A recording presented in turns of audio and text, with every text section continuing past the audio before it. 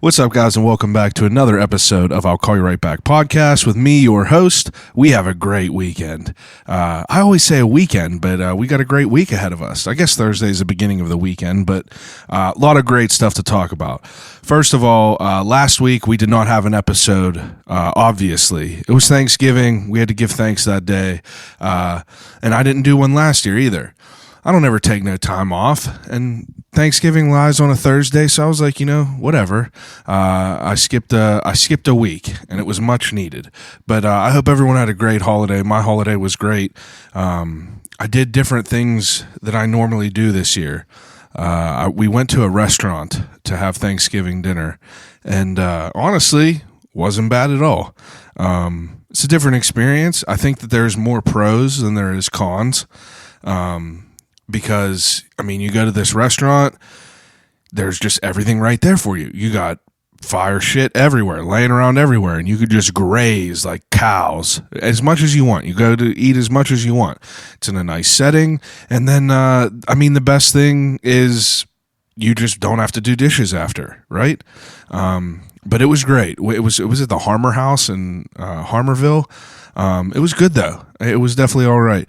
I didn't even think about it, but I made a post and it said, I'm not going to do an episode on Thanksgiving. And someone was like, what about for the people that listen in Canada? And I was like, to be honest, I did not even think about the fact that people outside of the U.S. didn't celebrate Thanksgiving. I was like kind of mind blown about it. I was like, what is she even talking about? And, I can't remember who told me. They were like, yeah, people in Canada don't have Thanksgiving. And I was like, really? Like, I don't know why. I just never thought about that, but just, it's one of them things, but, anyway, great holiday. I love this whole time. Thanksgiving's dope because it's like, it's right in the running of Christmas, and I'm a fan of Halloween and Christmas, Christmas movies, Halloween movies. It's all fantastic. And, I have my shit set up, November 1st. I just got it running, until then. So I was putting up Christmas decorations, ripped through Home Alone 1, ripped through Home Alone 2, ripped through Christmas Vacation, just ripping through shit. And, decorations are up, feels cozy in here now. Gonna have some Secret Santa parties coming up. But something before we get to this week's guest. I watched The Irishman. All right. I've been seeing a lot of shit online of people talking shit on The Irishman, saying that it was slow and, that it was drawn out. But like, bro, you're out of your mind. It was a fantastic movie. First of all, 3 hours and 26 minutes. Come on. A little bit long. But, whatever. 3 hours and 26 minutes. We ought to pray to the gods that they even fucking let Joe Pesci live that long, in real life. Like, these dudes are 76. Or, Robert De Niro is 76. I didn't look up the rest of them, but that's old as fuck. They're old. I can't even believe that they're in a movie. Can you even think about being 76 and acting enough to be able to create a 3 hour and 20 minute movie? Like, it had to take them double the time. They're old. But what can you expect? What can you expect, really? It's been a long time since they've all been in a movie. What's the last thing Joe Pesci was even in? I have like a crush on Joe Pesci in a way that, like, whenever I see him, my heart feels full because I see My Cousin Vinny, I see The Super, I see, I see Home Alone, you know what I mean? And then I see Goodfellas and Casino and shit, and it's just, it's fantastic. And to see all these guys on screen together again, I might be biased, but I don't think so. It's a beautiful movie. Everything about it was beautiful. Could be a little bit slow, but like, what the fuck? They're 75. What do you want them to do? They're just getting by. But I thought it was great. If you haven't seen it yet, I'm not going to give away any spoilers, but it's dope. It's worth watching. It's like, when you think of all them names, that's like, those are big dogs. Those are big dogs. It's just a good movie. You got to watch it. And there's so many cameos of, like, newer people that are like hip and shit like that. It's an all around good movie. I don't know what else to say about it. I feel that it's getting a bad rap online, and that's crazy. Like, what do you expect? You expect Nikki Santoro running around fucking stabbing people with pens again? The dude is old. That's what I keep thinking in my mind. I'm just thankful they even made a movie. That's the last time we're ever going to see Joe Pesci. The dude was in hibernation for like 15 years. No one even seen him. And he's in a movie that's 3 hours and 26 minutes, and he's in he's in a lot of it. We got to be thankful for that. Got to be thankful for Harry. Anyway, so the reason we are here, first of all, Ryan Peters is a chef in Pittsburgh, and he just brought me over a tray of homemade lasagna, and honestly, I ain't even blowing smoke up no one's asses. It's the best lasagna I've ever had. I just don't even know. Me and my wife ate it just 5 seconds ago. I wanted to wait to record the intro until after I ate it. All right. Because it's a whole tray of lasagna. It looks incredible. You can go on the Instagram and check it out, but it is so good. All right. He brought this over. He was like, put it in the oven, heat it up for an hour, and then, dive into it. And we just dove into it, and I had to force more down into my stomach because of how good the taste was. It was I was full, way beyond full. But I was just like shoving it down there because I felt that I needed it. And it was fantastic. I enjoyed every second of it. My wife even did the same. She enjoyed every single second. And I'm going to enjoy them pieces tomorrow too. It's so good. I might just wake up in the morning, eat it out of the fridge. Anyway, but Ryan Peters is my guest this week on episode 97 of I'll Call You Right Back podcast. And I'm happy about it because he's a really awesome dude. 26 years old, and he's accomplished insane shit already. He's known about wanting to cook his entire life. Started out young. It's just cool to be able to talk to people who really were like kind of dead set on what they wanted to do with a career from a young age. You know what I mean? Like half the time we're all like, oh, I want to be an astronaut. I want to be a doctor, a vet. And that almost never happens. But for a kid to want to be a chef and grow up and do just that is pretty awesome. So, we talk about basically where it all came from, like how he kind of figured out what he wanted to do and how he got in the kitchen. And then we talked about like the process of schooling because, I don't know if you have realized it in high school, but whenever I was in high school, like tech classes and classes where people that like left high school and went and did like trades, they were so like, it wasn't like a thing for me to think about, I feel. And it wasn't because it was like I was not interested. It's just, I honestly feel that it wasn't like presented to us in a way that was even, to letting us know it's there. But that's what Ryan did. He went off and he took classes. He started taking cooking classes very early on. And then after he went to high school, he had a choice to go to a few different places, and he ended up going right up to IUP. They have a culinary institute, and I guess it's great. But Ryan, did some stints in some crazy ass high end places. Key Largo Resort down in Florida, which is like a high end resort.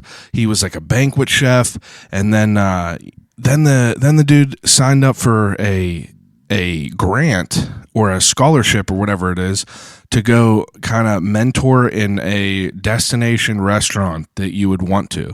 And he ended up doing an internship at the French Laundry in California under a chef named Thomas Keller. And I ain't even going to pretend like I know how much weight that those names hold, but I know that they hold some weight. French Laundry, just wait till you hear our entire conversation. It's fantastic. I ain't going to keep running along with it, but this whole episode is just so good, and I strongly urge you to follow Ryan Peters PGH on Instagram. And if he puts a lasagna on his story, he'll put a picture of a lasagna on there and say, yo, got a lasagna for sale, DM me. I swear to God. Get it, and you will not be disappointed. If you don't like it, I will Venmo you money because that's how confident I am in it. But If you can't get a lasagna off him through Instagram, you could find him at Ironborn Pizza.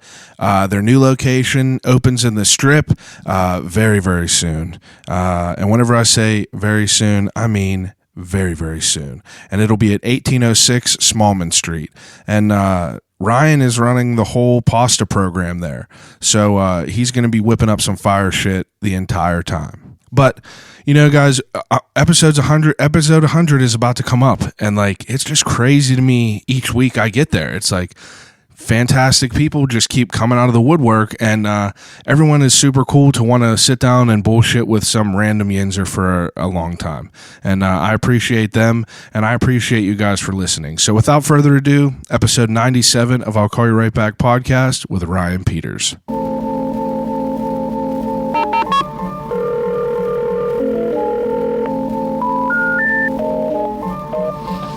Telephone. Hello?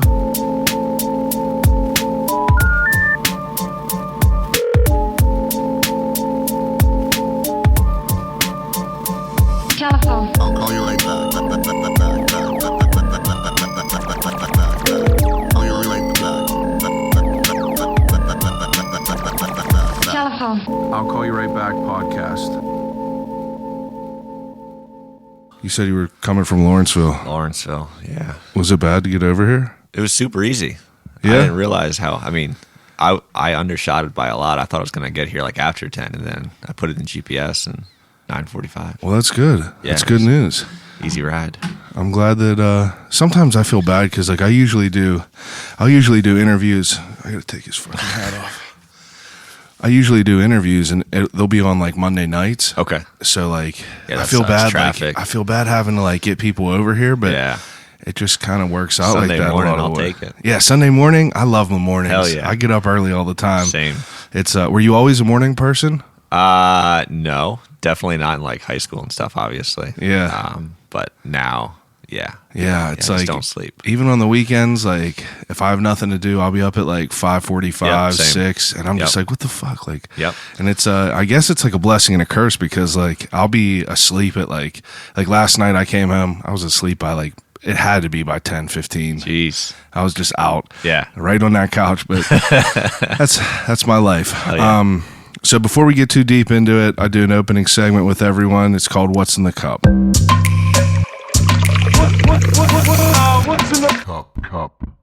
Cool. What's in your cup? So I'm doing a orange sparkling water. Sparkling water is just kind of like my go-to. Yeah, you always been a fan? Yeah. Even Yeah. before it became real trendy. Yeah, it's just, I don't know. I prefer the bubbles. It's just it's a little bit more exciting than just drinking just, straight up tap water or something. I agree with that for sure. And especially nowadays that like every day we see like a boil water advisory for like right around our town. Yep. And you're just like, what makes it different from yesterday to today? Yeah, like it for can't be sure. that good. For sure. But I feel that I fell into seltzer later. Yeah. I after it started getting all like hip. Yep. It's huge right now. It's ridiculous. Like my wife hates it. She can't stand it. Oh yeah. But that's all I drink. Yeah, like I have friends that are like, "Oh, LaCroix, it's the worst." Yeah. Oh yeah. I get it. I want it all. Yeah, but absolutely. yeah, so we got sparkling water. Do you prefer the regular non-flavored? I usually do, but I don't really. They care. have so many different There's ones so now. many. Some of them are really good too. Yeah, but they have weird ones like hibiscus. I know. I like- haven't had those. Yeah, they're bizarre. But Yeah. now, are you? Do you drink alcohol? I do. Do you like the Trulies and I stuff? hahaven't had them yet. I haven't had that. I haven't had the White Claw. I haven't Really, had never shit. had one. No. Oh man, Never. they are dangerous Yeah, because like I've heard. because like you have a seltzer and it's kind of like there's no taste. It's kind of like bitter almost. Yeah. But with the alcohol, it kind of is like it equates that bitterness. Yeah. So it's just like I You just could crush 'em. I could rip them down. Yeah, that's scary. It is scary, and they're like 6%. So like Jesus. they can be dangerous. Yeah. But and you're not getting like the hungover Yep. effects of like all the sugar and Yeah. everything. So that's all good. That's a try perfect it. storm for them. Yeah, it is. They my buddy said that he had like a friend that worked for like a supplier, like a beer Okay. supplier, and Trulies and White Claws and shit are like they're scarce right now in Really? the United States, and it's all because of like frat kids and everything. I mean, everybody's drinking it. Yeah, it's real bizarre, bizarre. But anyway, yeah, dude. So like I don't even know how I came across you. I think I came across you through like one of the. I started following you and seeing you when Millie's was on, Chad, and then Travis from Paul Family Farms. Oh, I know both those guys pretty well. I think it might have been Paul Family Farms. I think it was Paul. I think it was that because he told me because he was. I think we were talking about restaurants. Yeah. Did you guys use that at Fish and Fowl? Like there. So I use them. I used to have a restaurant in Smallman Galley in the Strip. Yeah, and I used to use him a lot. Oh, okay. Yeah. Then I think that's where it was. But yeah. I started following your page, and like I see that like you're crazy into like the pasta. Pasta's crazy. And I've always been, Barilla out of the box. Oh, yeah. Some shit. I love Barilla too. Shout out to them. But yeah, that's fine. But like, it's fascinating to see like you got like the noodle roller and like got all these like blended colors and crazy. doughs. And I think what got me like real curious and like it sparked my interest is whenever you have the pile of flour with my gosh, dude. with all the egg yolks People in go there. crazy. Yeah, it just looks cool. Like the first time I posted like one of those pictures and it like blew up, I was like, holy shit. Like, yeah, I mean, like I guess I'm just like over it because I see it so often. Yeah, you have to do it every day, but I didn't realize how like just like mesmerizing that is that people want to just look at that. Yeah, I don't know why it is either because like people can't stop. It's wild. It's interesting because like I saw that and then I know that it's definitely like it's like baking bread. Yep. Like it's a crazy process, and I know that there has to be like a crazy respect for sure for it to come out a quality that you are proud of. And like you work at like these big restaurants and stuff like that, you obviously have to like come correct when you're like going there. So I know that you know your shit for sure. And just by what I see and the way that like you hand make these like noodles and everything like that, and I'm just like, this dude's wild. And I started this podcast basically because like I just like learning about things that I'm interested in. Oh yeah. Like I never thought I would be like that episode with Travis Paul. I loved it. That was a great episode. I loved it so much. Awesome. And I'm like whenever I first heard from Millie's, he was like, oh yeah, they do maple syrup. And I was like, maple syrup. And then like I started thinking and I went on their page and like I saw like some of their process through their Instagram posts, and I was like, this is insane. I know. It's like wild. all like, and then I start YouTube and stuff, and like that's what I do whenever I wake up in the morning. I'll just go on YouTube and just like start looking at weird shit. Yep. So I look at this maple syrup factory thing, and it's just a bunch of trees with spider webs of tubes. I can't even. And I was imagine. like, man, this is gonna be insane. Yeah. So I hit him up. And I was like, yo, dude, would you ever what are you guys all about? And he was like, we're a 5th generation maple syrup farmer. Yeah, I was like, let's get it. And he's the man too. He's just like so cool. He's like the kindest person ever. And absolutely. And his stuff's really good too. But it's interesting because like I have so many different people that like people of all different walks of life listen to the podcast. Yeah. There's people that, there's people that sell weed and shit like that to people that manage big companies. Yep. And they're like, man, maple syrup, like that's crazy. Yeah. So it's cool to let people understand. Sure. And I feel like people will definitely be interested about all the shit that you do. So like, were you always were into cooking? So I was. Everyone always asks me like, how did you get started? Like, where did it come from? Yeah. And I don't have like the story of like rolling pasta with my grandmother or something as a young age, but I've like my mom tells people all the time like she has the pictures from 2nd grade of me like drawing that I want to be a chef when I'm older. Oh really? Which is wild that like my whole life that's all I've wanted to do, and it is, but I don't really know where it came from, but I mean from a young age that's all I've wanted to do, and I've kind of stuck with it ever since. How old are you? 26. Okay. Where are you from? Pittsburgh? Nope, I'm from Reading, Pennsylvania. So out near kind of like Philadelphia area, like 45 minutes from Philly. Yeah. Was it like big town you grew up?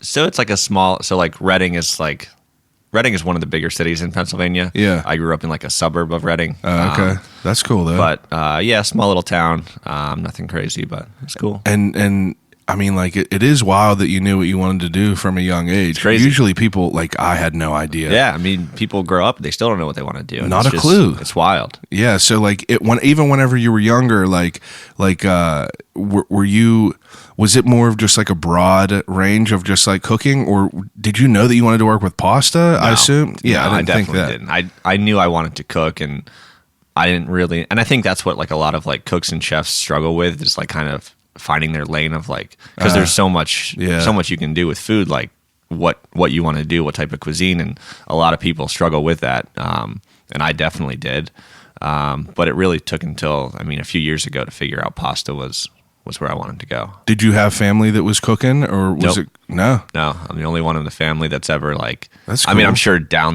way down the road there was probably someone working in a restaurant. But not, your somewhere, mom's not like a cook. Correct. No, yeah, so yeah. that's cool. Yeah. Now, whenever you were younger, like were you like getting your hands dirty and cooking? Yep. Yeah. So I mean, from a young age, I would cook dinner at home and stuff, and then once I got into high school, I went to like a VOTEC school for culinary arts, and Oh and wow. just kind of progressed from there. Yeah, I think about that now, like the whole VOTEC program. Yeah. And like it was such like a weird thought for me to even like, it just was never a thought that I was gonna like go do any of that, and now like I'm in like a trade. Yeah. But I always thought it was so sick because people were able to like get the classes that they actually had to do Yep. instead of the bullshit. Well, I feel like when I was in high school, like they didn't really push it that much. Like it was just like, it was not pushed at all. That's what I mean. and like it was like me and like some of the other culinary kids, and then like all like the auto guys and like construction, and That's like, what I think of as automotive, Yeah. and like the people that are doing that type of Yep. shit. And like nobody, like we never got like we had to like go out and like pursue it ourselves to want to go take those courses. Like they weren't trying to like push this, which I think is kind of stupid, because those are like real trades that. Yeah, absolutely. And I that's what I like. I'll try to think about that.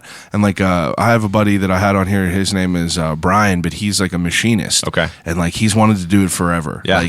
Like this dude is just, he lives and breathes like welding. He's Yeah. just like machine life, weld life. And I talked to him about it, and I'm like, damn, dude. Like whenever I was in school, I never remember ever having like an assembly to like explore that option. Yeah. You know what I mean? But I remember like going to like I always took like CAD classes and shit, Yep. and we always had like PTI and like stuff come in. Yeah. And I remember that, but like as far as like the school, Yep. like giving that as an option, I don't think I remember that like being it wasn't readily much, available for sure. Yeah, it's And a shame. Now in school, like besides for cooking, like what did you start off like? What were you interested in besides cooking? Like were you like a skateboarder type kid? No, or- I mean I golfed a lot. Really? A I was on the golfer? golf team. Yeah. Oh, wow. So that was fun. But then it was like tough too, because, and that's what kind of sucked with like VOTEC. Like we kind of missed out on all the other like extracurricular yeah, stuff. give and because take for sure. It was tough. You couldn't like devote a lot of time to like sports or like band stuff because you were pulled away to another school. Yeah. So I it was remember tough. kids from practice would be coming in like 45 Yeah, minutes they would come later. in late, and Yeah. and it would suck because you don't feel as part of like the team as everybody else. But Yeah. I did golf during high school and just kind of hanging out with friends, but nothing like. You nothing love crazy. golf? Yeah. I'm so late to the game, Yeah. but I'd say in the past like 3 years, I used to be like crazy into pool. Okay. You know, like I Yeah. would get obsessed with playing pool. Yep. We would play 3 days a week, but like I hated golf so much because I can never hit a ball somewhat accurate enough to be able to like be competitive with my friends that were Yeah. already light years ahead of Oh, me. yeah. But I finally like been able to like kind of like I could be accurate enough now to like kind of give some competition. Yep. And I get obsessed. All it takes is one swing of the club to make you love the game. Oh, Then the next swing, you hate the game. Yeah, It's just, it's an elevator. No, It's- it is. And it doesn't matter how long I play. No. It's like one day I'll be on, Yep. and then the next day it will be like I've never played in my Yep, life. But 100%. I still can't get It's enough fun. of it. Yeah. That's probably the most relaxing thing that I do. Yeah. It's like I don't really go out or anything, but golf is definitely Yeah, it's fun. That's my vice. Yeah, Do you you can play get it all ever now? not as much. I Yeah. just don't really have the time. I know, everyone's busy. And Pittsburgh kind of sucks for golf anyway. It's just the weather. And Yeah. and I mean, when I do have the time, I like to get out, but not as much as I'd like to. It's understandable. You know. High school and shit like that. Like, are you?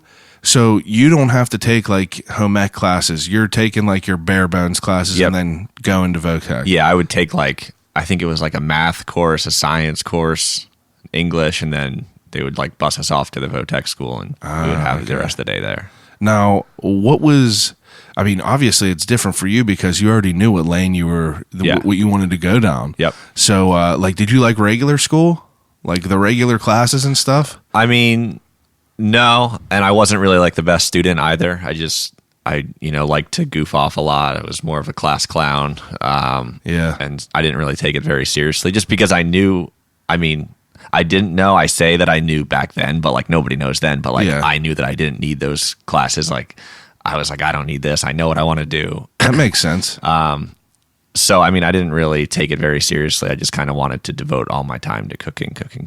And now, like in high school and shit like that, you're obviously going to school, but like, are you actively like cooking a lot outside of school and stuff like that? Yeah. So I was cooking as like a job. I was working quite a few hours a week. I had a job at a Five Guys. Yeah. So that was just like fast food. But what's your opinion of it? I love it. I love Five Guys. I love Five Guys. I think it's so great. Guys. Yeah, I really do enjoy their burgers. I can't eat it like too often because it destroys the stomach. Yeah, it messes you up. It's a heavy, greasy meal, but it's good. Once every 6 months, I'll dive into that with them Cajun fries. Oh man, so good. They just give you 2 pounds of it. Yeah. Oh my god, they give you so much. They just like keep pouring it in, and you're just like. So how old are you whenever you start working there? I think I was 15 or 16. Okay. So I worked there, and then I also, one of the chefs at the Votech school, like he was a instructor, and then at night he was a chef at a restaurant. Mm-hmm. So I got a job. He let me come wash dishes there, and that was like my first like in a real restaurant job. That's cool. Which it wasn't like it was a small little mom and pop Italian restaurant. Yeah. It wasn't like anything fancy. Like they were just like buying everything. Yeah. But it kind of gave me the first glimpse of like standing at like the dish sink and like watching the chefs work. And, so I was able to like work up and like move up to like making salads and doing little stuff. So that was cool. Yeah, that's definitely, that got to be interesting. I've had a lot of different jobs. Yeah. And, I tell my wife all the time, like, I never was a server, I never was a bartender, and I never was a cook anywhere. But I like delivered pizzas, so like I would see them making shit in there, and like I was interested in it for sure. But it was just something I never dove into. Yeah, it's bizarre to think about. Yeah. And are you familiar with Streets on Carson? I am. I've never been. I've heard incredible things. It's unreal. Yeah. Chef Matt down there is unreal. He's just, the environment down there is just, it's a perfect storm. I was actually looking at the menu a few weeks ago. I don't know why, but it looks awesome. Street foods from around the world. Yeah. And like, I gas him up. He's like a sponsor of it. Like he sponsors the podcast, but it's not because like, that's not why I gas him up. Yeah. I gas it up because I seriously love it so much. You walk in there, you have great food, and like Biggie's playing, Wu-Tang. Yeah. You got dope artwork around, but like I had like a rare glimpse recently. I got to like fill in for him while he was I got to fill in as a food runner. And like, that was like, like I'm just watching him and like the other 2 guys there like fill tickets, and I'm just like, I'm blown away by it. It's a different world. And I feel like people don't understand it at all. And me just being there for 2 nights, I helped him on a Friday and a Saturday, just Busy run nights food. too. Damn. Yeah, dude. And I was like, what the hell? Like, and they have, I think that their spot fits 50 or 60, but that just goes to show you like a 50 or 60 person restaurant to be in there, like the craziness that goes on in a kitchen. I feel like everyone should be able to just like see that, and it would give them such more a respect. You appreciate it more then, absolutely, sure. To be able to see how the sausage is made. Yep. But so you're cooking and stuff like that. I remember a buddy of mine being in culinary school, and like on a Friday night we were having a party at his house. Like he always had parties, and he was just making like a rhubarb pie for school. And I don't know, I'll never forget that. But it was pretty interesting. That's awesome. Now, what kind of curriculum? Like you're in school for this. Where'd you go to? Like this Votech, is it like an umbrella course where it's like kind of teaches you everything, or were you able to like kind of narrow down what you wanted to go to? Since this was just like high school stuff, this was like very basics of like just learning the basics of cooking. Yeah. And, like making stocks and like knife cuts and okay. learning basic baking and just really like learning the understanding, like the fundamentals of cooking. And because really for many of the kids that would go through it, some would go to like a culinary school after high school, some wouldn't. So it could kind of set you up for either or. Okay, so you were ready. Basically, the bare bones of it all. Correct. Now, were you loved it? I did. Yeah. Like I feel like it would be awesome. Yeah, it was a lot of fun. But I feel like at like probably so I did it for 3 years. So you could only do it for 3 years. I did it for all 3 years of high school. Yeah. And I feel like probably towards like the halfway mark of it, I kind of felt like, all right, I need to like get out of here. Like start challenging yourself. Yeah, because it's like not everyone's on the same level, and they kind of have to keep it at the same level for everyone. So I get what you're saying. Like not everyone could grasp everything as quick as like that, and just not everyone was as driven to like want to keep progressing. So yeah. That makes sense. Yeah. I never really think about that. Yep. So as you're going through these courses and like you're doing all this stuff, are you like trying to set up a plan of what's going on after school? Yeah. Yeah, of course. So I think probably the beginning of my senior year, I knew I wanted to go to culinary school after high school. So I started looking into what schools would fit, obviously like the biggest culinary school in America is the CIA in New York, the Culinary Institute of America. Yeah. And they're like the Harvard of culinary schools, super expensive. So I applied there. I applied to Johnson & Wales in Miami, a few other small schools, got into all of them. And then my mom and stepdad, we all found out about it at a college fair, IUP, Indiana University of Pennsylvania. Yeah. They were there, and I didn't even know they had a culinary school. I did not know that either. My wife went there. Most people don't. It's wild. So we found out about them, and my mom and stepdad were like, let's go visit. So it's in Punxsutawney. Yeah. Which was wild. It's a very bizarre place up there. Jesus. Yeah, it is. It's a weird place. It's so weird. And I spent a lot of time up there just because like whenever she was a junior and senior, like I would go up there and hang out on the weekends, and like it's just like I don't know. College towns are just weird. It's weird. It's weird. But IUP, so like their school was like considered to be good because I had no idea that they had one. It is, but it's just very small. So they only accept 100 students per year. Okay. So it's like super small. Limited, yeah. So we visited there. I ended up applying there and got in there as well. You were impressed by the visit there? I was, just because it was a very small campus, very more hands-on and just more attention to like each person, just because it's not, that's what I would 40,000 people. It's that's 100 exactly kids, what I would want. And so, just after really contemplating it, I decided to go there. And I mean, it was a great decision. It was wild, but it was just, I thought I was going to go to the CIA or Johnson & Wales just because I was like, that's where I need to go because that's what everyone says. But yeah. IUP, I think, was the right choice. Now, whenever you're there, like how many years is... So that's another thing. So like all these other schools are usually either a 2-year program or a 4-year program for like associates or bachelors. IUP is, or at least when I was there, they don't do a degree. It's a certificate program. So it's 1 year, but it's like full year, August to August, Monday through Friday, 9 to 5 every day. Oh, wow. So it's like super intense, kind of like cram it all into 1 year. Wow, that's pretty cool. Yeah, it was I feel like I would like that more. Yeah, it made more sense. And I think it makes more sense for culinary arts anyway, because I personally don't think that you need to go to 4 years of culinary school. Yeah. It's just, I think it's a waste. Yeah. So I think that 1 year is plenty. Now, whenever you got in there, are you able to kind of narrow down the lanes that you want to, or is it still just kind of like a broad learning? It was still kind of just broad learning. I mean, it obviously got more in depth than VOTech in high school, but I still didn't know what I wanted to do. I probably did know what I wanted to do, but it's not what I'm doing now. Yeah. I thought I wanted to go more like super high end fine dining. Oh, really?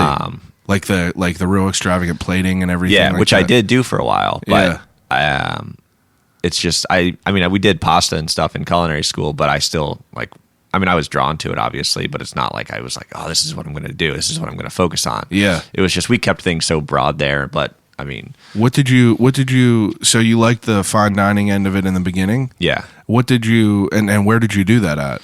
So after culinary school, it's a 1 year program. Yeah. And then after that, you have to go on an externship. So it's usually about I think it's 600 hours of externship. So Okay. they do like a job fair. They bring in all these like externship sites, and I applied to a bunch, and I ended up going to the Ocean Reef Club in Key Largo, Florida. Oh wow. Yeah, it's crazy. It's like this super, super private, exclusive club, like millionaires, billionaires. It's wild. Key Largo Club. Is that like a almost like its own like island type thing? Yeah, so like the Florida Keys, there's Key West, obviously, which is like all the way on the end. Yeah. Key Largo is the first key, so it's like it's an island, but it's like the closest to mainland Florida. And it's mainly like higher end people. Yeah, oh yeah. I had someone else on here. Her name was Anna. She makes a bunch of. Anna, yeah. So when I was down there, so Is she that the went to same IUP spot? too. Yep.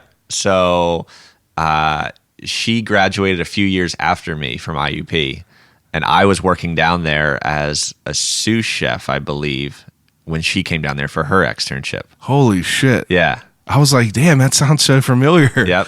That sounds like a wild place. She explained it a little bit It's more. crazy. Yeah, she said it was pretty wild. Yep. So you were working down there, and did you like it? I did. So I did 6 months there, or like one full season, and kind of just like worked through all the different restaurants and ended up actually staying in the banquet kitchen, Yeah. working banquets and just learning large parties of like, I mean, we would do parties for like 5,000 people. That's what she was saying, was and nuts. we were talking about that, and like I remember talking to her about it, saying like that had to be like such a cool, it had to be like such an intense but like cool experience, because like you really could fine tune what you're cooking. Like Yep. if you're cooking 5,000 pieces of whatever, Yep. you're gonna learn how to do Learn it. how to do it You real got quick. to, Yeah. And if you're cooking, 2,000 steaks on one day, you're gonna Yeah. cook the steaks to the right temperature, I and know, you're gonna that's- do it right. And I feel like that would be overwhelming, but like it would be a cool experience. Yeah. And you did that for 6 months, I did that for 6 months. and that down there is like the fancy plating and everything. There was like they had like a fine dining restaurant there where I spent some time. But like banquets down there, it was definitely still super high quality. But Yeah. whenever you do banquets, it's tough to keep That's like, true. high quality, just because quantity over quality. Usually, it's That's a good tough point. when you're doing high volume. Yeah. So I spent a season there, and then I was going to stay on full time, but I decided to move to Pittsburgh for the first time. Why? So my wife now, who was my fiance back then, she was living up here. Okay. She's a pastry chef. I saw that cake she made. Crazy. We'll get to that. Yeah, we will. So she was working up here, and I wanted to be closer to her. Yeah. So I moved up here and got a job that I didn't like at first. It was like a job that I like set up from down there, so I hadn't even seen the place. Worked there for like a month, wasn't the right fit, and then I ended up going to work at Salt of the Earth. Yeah. It was Kevin Sousa's restaurant. That's Okay. where I met Chad from Millie's, Yeah. and worked there for about a year and a half. And how old are you while this is? Then I was 21. Now, is that considered young for being like, for working in them places, or is that pretty much like average age? That's young-ish, kind Yeah. of. I mean, that's like fresh out of culinary school, pretty much. Yeah. But Because that place was, I remember hearing that place was like pretty a high end or Yeah, for pretty sure. high end place around here. yeah, it was, and especially too at the time. Then it was like the place in Pittsburgh. Like Yeah, the that was, like, restaurant one of scene the wasn't as firster blown ones, up right? as it was. Yeah, and so like that was like every night we were packed, and like, but like Kevin had such a cool atmosphere in there because like we were doing like super high end food and like really awesome plates, but like he was playing cool music, and it Yeah. was just a really chill atmosphere. You really think about like how much that like, if you take that in consideration, like that can make the environment like, Yep. from 1 to excel to like 10 steps higher. It's just Yeah. like you got some good music and stuff like that in there. Just feels more welcoming Yep. if you have the right stuff to work together. Yeah, for sure. So that was a cool time. I started as like the low man on the totem pole there and kind of Yeah. worked up, and that was when I really like started. Like I was already into cooking, obviously, but that's like when I was like got really really passionate about it, and Yeah. like started going crazy. And now, whenever you're obviously working at these restaurants, but like whenever you're not at work, like are you experimenting and shit like that, like making stuff on your own and like kind of figuring out what you want to do? Like is pasta in your mind at all yet? Pasta still isn't even close. No. no. What were you like what did that kind of restaurant like? What were you making? Like what was like the bread and butter there? It was all kinds of stuff. Honestly, Oh, yeah. it was all over the place. Now, were they like? Did they have like the bone marrow and stuff there? I can't Probably. remember. I can't remember. My brother told me someplace. I've never been to Salt of the Earth. Yeah. But I've always heard like good things. Yeah, it was about really good. It was really good. But like it came to a point. So around probably, I don't know, 6 months into it of my time being there, Kevin Sousa left. He decided to leave to open up a new restaurant. Oh, okay. So he sold like his stake in the restaurant or whatever. Yeah. And then so that's when Chad became like the executive chef. Mm-hmm. So I worked there like under Chad for a while, and then eventually Chad left to eventually open up Millie's. Yeah. He thought he was going to open up a restaurant, and clearly Millie's is the big game winner. Yeah, that's what we talked about too. So after he left, I don't know. I just felt like something like I should probably leave soon. I don't know. And the Ocean Reef Club in Florida, they were calling me like every week. It felt like trying to get me back. Really? Yeah. And so eventually I was like, all right. So I talked to my wife, and she's like, well, I need a job. I was like, that's true. So the one time when they called, I was like, if you give my wife a job in the pastry kitchen, we'll come down. They're like, all right. Wow. So like they didn't even look at her resume. They just like took my word for it. So we put in our notices up here and moved back there. And What year is this? So that's probably, I suck at years, but that's probably 2013, maybe. Okay. So we moved down there and we stayed there for 3 years. Oh, really? That long? Yeah. And were you doing the same shit? So I was back in the banquet kitchen. Yeah. And so I was probably, I was back in the banquet kitchen. But right when I got there, I like made it very known to like the chef management team. I said, listen, I want to be a sous chef here. Like I want to be a manager. I know I'm young, but like this is what I want to do. Let me know what I need to do to get there, but that's what I'm here to do. Yeah. And I think it was 4 months after coming back, I got promoted. Wow. Which was like wild. I think I was 22, 23 years old, and I was in charge of like a staff of 50. Wow. That's really awesome. Yeah, and like we were like a $60 million kitchen, like revenue every year. Now, what's it like for older chefs to like listen to a younger person? It's horrible. Yeah, they didn't hate it. You got no respect. Lost friendships. I mean, people quit. Yeah, because like one day I'm like a cook right next to them, and the next day I'm You're their boss. Yeah. I mean, and I'm like this young kid that like, what do I know? Yeah, because anyone in a position of power that's young, Yep. Automatically gets like looked down upon sure. because you're fucking young. Yep. But 100%. I'll say this forever. I mean, I'm still young. I'm 26 years old, and Yeah. like I think that's my biggest setback is my age. Like, people just don't take you seriously or why do you whatever. think that? I don't know. There's just this It's weird to stupid think stigma. about that. But you have these people that are like old that are like, how do you work this phone? And like, it's like you're running these companies. Like that's such a minuscule thing, but like you don't think that young people are able to like understand things. Like Yep. our minds are more adapted Yep. to the current surroundings, the Yep. current conditions that we're in. Yep. I don't know. It's interesting to think about. That's a whole different topic though. But Yeah. go ahead. So down there for 3 years. And this time while we were down there, this is when I started to really kind of branch out and do some things like outside of work, but still in the industry. Yeah. So while I was down there, I was able to, there was this chef that came down there. His name's Richard Rosendale. So I don't know if you ever heard of the Greenbrier in West Virginia. The Greenbrier. I feel It's like like a I've big had resort. To. So he used to be the executive chef there. And this is going to be a weird story. That's all right. Try and keep up. I'm good at it. Let's go. Weird. So he came down to do like one of the members of the club like hired him and flew him down to do a dinner. Okay. At Key Largo. Yeah. Okay. And so he's like this big certified master chef, like one of like 70 in the world. Oh, really? Yeah. Jesus. So he came down and he like reached out to our management team saying, "Hey, I need someone's help. Like one of my staff members is gone or whatever happened." So I got to go help him with this dinner. Wow. So I meet him. We kind of like hit it off. And after the dinner, he was like, "Hey, have you ever heard of the Mentor BKB Foundation?" And I was like, "No." And he's like, "You should look it up. they have this competition that I think you should do. So I was like, okay. So I looked it up, and so I'll kind of bring it back a little bit here. So there's this international culinary competition. It's called the Bocuse d'Or, and it's held in Lyon, France every 2 years. Okay. And it's like the culinary Olympics. Yeah. Every country competes.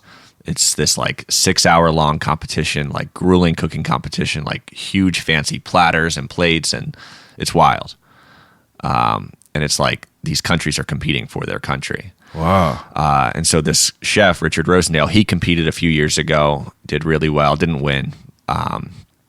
But anyway, the United States Foundation, they have this young chef competition like in the States for young chefs to kind of grow awareness and to kind of like almost build a roster of potential chefs for down the road to compete for US.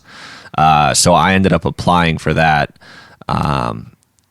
and didn't think I was going to get selected at all because I hadn't really worked anywhere of like big acclaim yet or anything. Like I didn't have anything huge on my resume yet. Yeah. And I got selected. So I got to go compete in Chicago in 2015.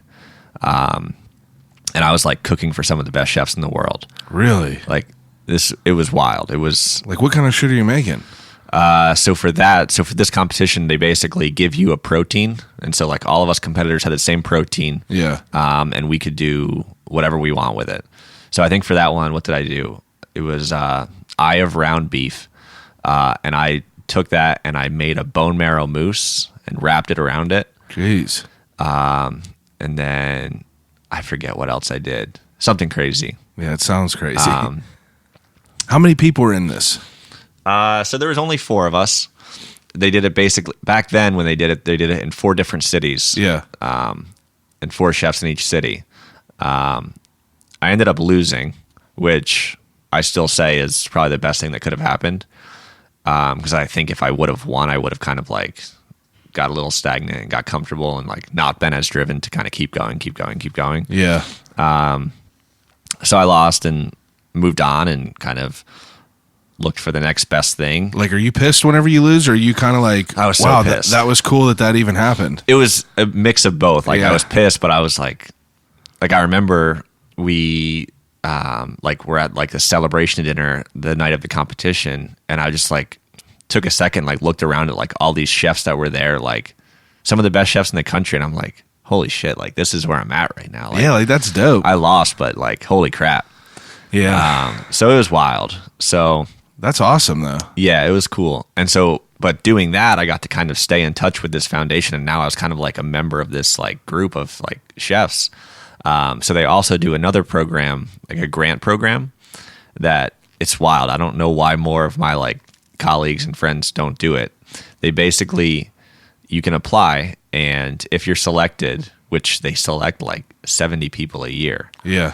You basically tell them anywhere in the world you want to go, like to a restaurant. You tell them if you want to go for 1 month or 2 months to work.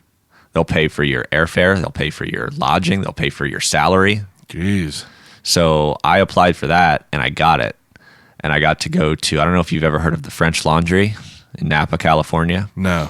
It was the #1 restaurant in the world for, I think, 3 years. Really? The chef, Thomas Keller, is arguably the best American chef in the world, like ever. Jeez.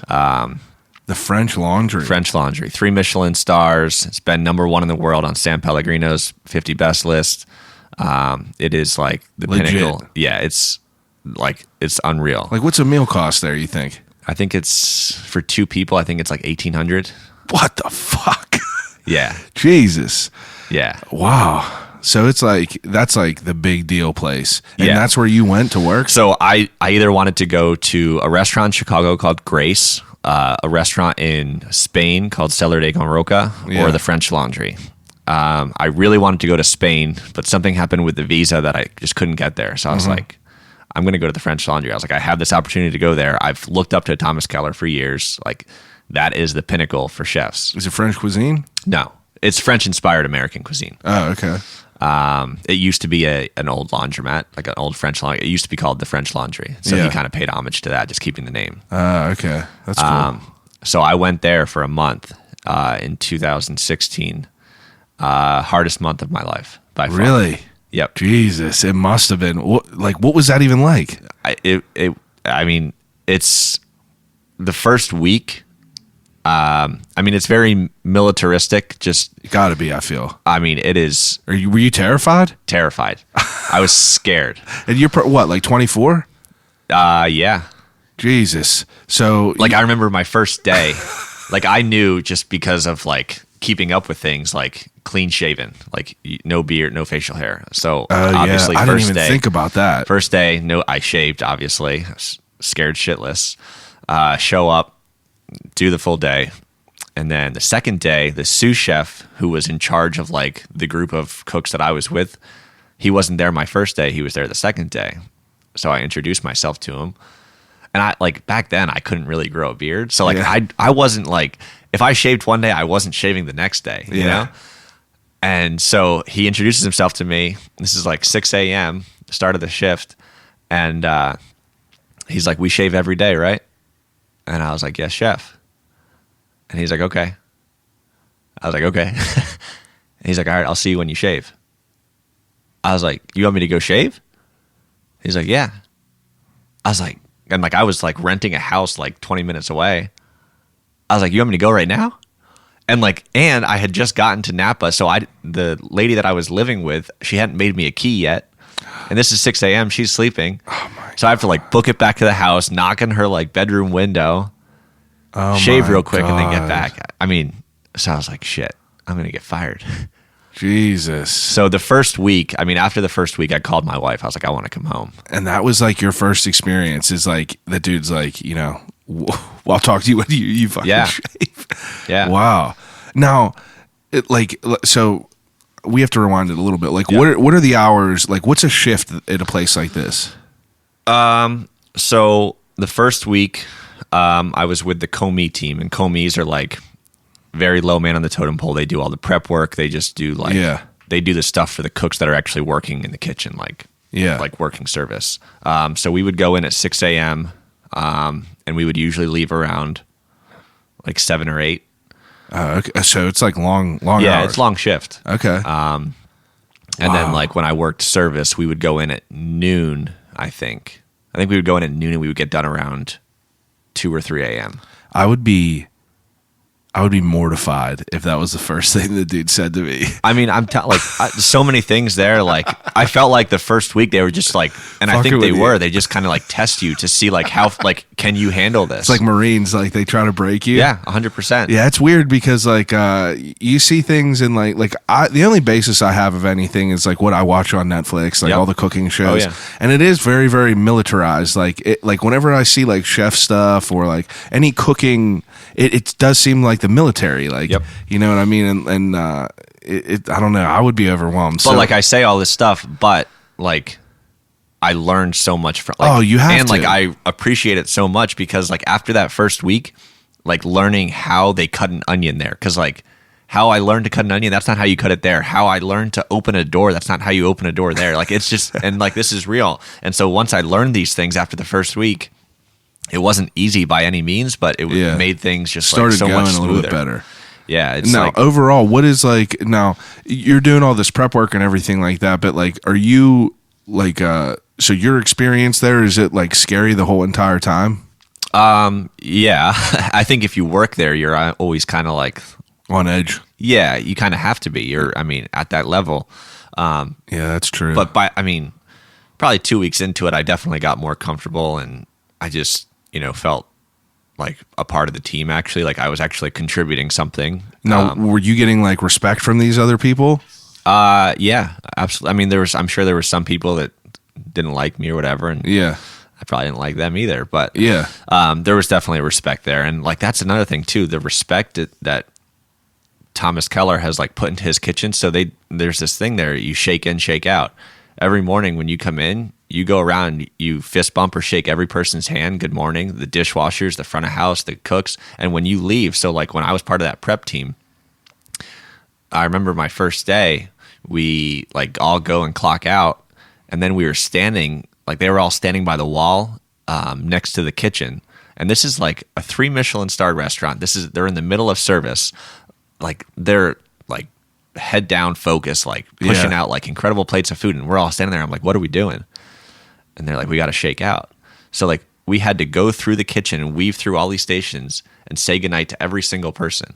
Wow. And it's just that like respect, like That's really cool. And like if you don't, like then you get like a look like, why aren't you saying goodnight to me? Like you make time, you say hello, you say goodbye. Yeah, that's really cool. Yeah.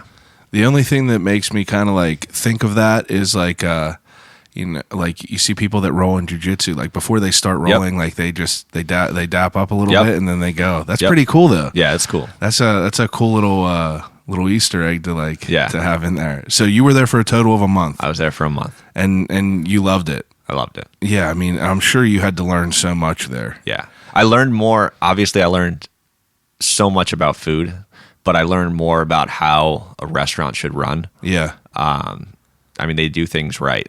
They like there's no cutting corners there. Like things get done right, things get done with purpose, and there's like a constant sense of urgency. Like Thomas Keller is like famous for like all of his clocks in his kitchen. He has a little plaque underneath it that says sense of urgency. Really?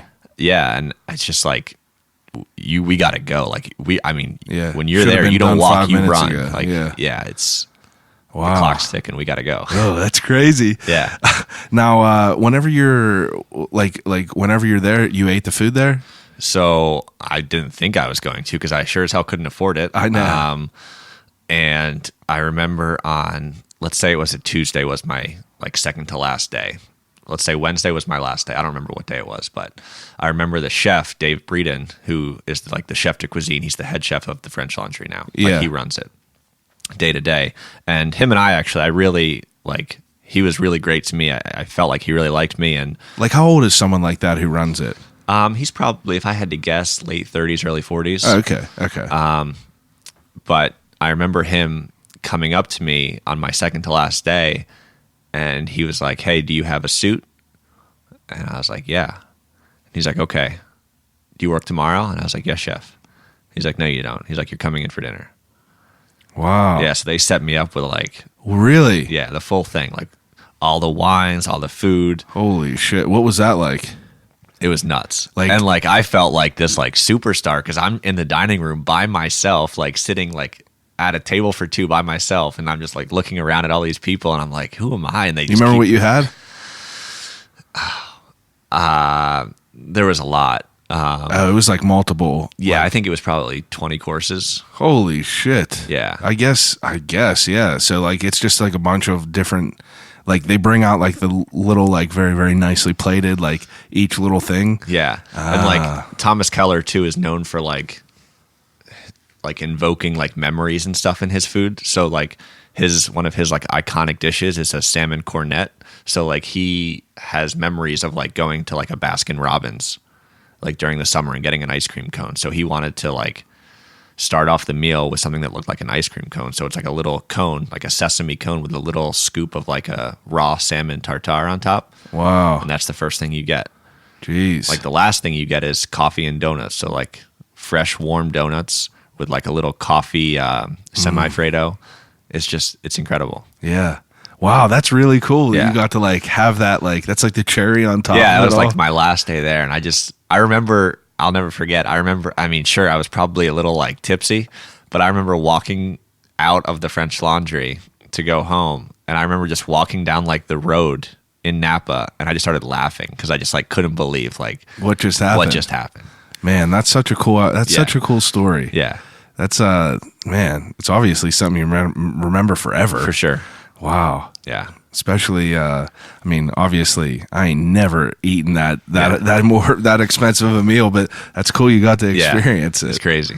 Now, do you think that there's people that go there, do the whole take a photo of their meal? I feel like that crosses that line of people that are just People like, do it. Do they? Yeah, and that's another thing too. Like the hospitality there Yeah. is like people think that like fine dining, and sure there is some fine dining that's very like stuck up and like you need to sit the right way and cut this the right way. Yeah. But like there and places like that, like the hospitality is so good, they just want you to have the best time possible. Like they'll help you take your picture of your meal. Like they'll like set up a light for you. That's really, really they're just wild. all about making your experience the best it can be. So that was like your first, like big deal coming out of school. Like that was like, Yeah. that was a big, Yeah. That's fucking cool that happened so early on into it all. I know. And that's like a grant that they do for people. Yeah. And do you think that people just don't know about it, or they just like, Yeah. Not enough people know about it. wow. I mean, I try and tell people all the time about it. Everyone that I talk to, I tell about it. That's like such a young cool cooks, I'm like, idea. go. Yeah. Like to be able to go and have an Like, experience. why would you not go? that. Like, they're paying for everything. They're paying your salary. Like, But plus, go. you're going through like a month of like military boot Yeah. camp, and like you're obviously going to be better. It's going to Yep. suck, but you're going to. Did you ever fuck anything up while you were there? 100%. Now, like whatever you mess something up in there, like are you just mortified, like Yes. terrified? Terrified. Whenever It I worked sucks. at Streets, all right, I was running food. Whole night did great. The first night, whole night was like just because they have about, I think there's like 20 steps going up. Oh, From, the geez. kitchen is on the second floor. You got to go down all those steps. Oh my God. So, and I've never ran no food or nothing. Yeah. So I just have these plates and like first night running down and he's like, dude, you're fucking killing it. Everything's cool. And second night, it's like literally the second to last trip. I had a plate of wings, a plate of mozzarella or was it mozzarella tapioca or something? And what was on the other hand? It was something else that had like a bowl of like some dipping sauce or whatever. Yeah. And as I'm walking down the steps, the bowl starts sliding, Oh, no. and then I try to overcompensate for it, and it went too much, and it came back, and it just fucking went everywhere down the steps. And I've never been more embarrassed and just like. Yeah. Oh, I get it. Disgusted of my life. Yep. And he was just like he walked in the steps. He was like, you dropped something, and I was like, yep. And he was like, it's all good, dude. He was like, it happens. But I wanted to get through that whole meal without or that whole little like couple days without it tough. not. But I feel better that it happened. Oh, yeah. I feel like I'm part of get like one some out of your club. system. Yeah, I feel Yeah. like I'm part of some club. Oh, yeah. But so after you get done with all that, like what's the next move? So after that, I went back to Florida. But at that point, I was kind of just over that. Yeah. I was looking for the next thing. And so we had always talked about moving back to Pittsburgh. Yeah. We loved it when we lived here the first time. It was just, we kind of fell in love with the city. So we were looking back at options up here, and I found out about the Smallman Galley. Do you know what it is? In the strip? Yeah, I went there. So I think it's such a cool idea. It is. And I feel like that we're way behind because we went to Colorado a few years ago, and they have so many They got a places bunch. like Yeah. that. There's so many places Yep. around like that. Yeah.